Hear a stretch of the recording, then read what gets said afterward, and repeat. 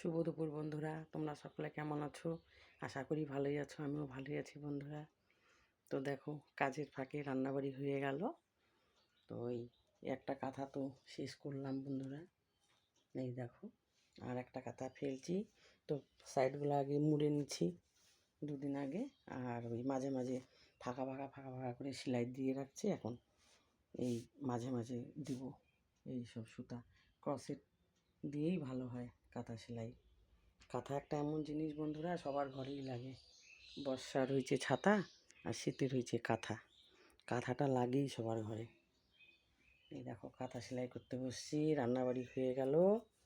এখন এই যে যখন সময় পাই 2-4 লাইন করে সেলাই দিই। এই দেখো বন্ধুরা, এটা হয়ে গেছে কমপ্লিট। আর এটা এবার মাঝে মাঝে সেলাই দেবো এই যে সব ক্রসেট দিয়ে। দেখো।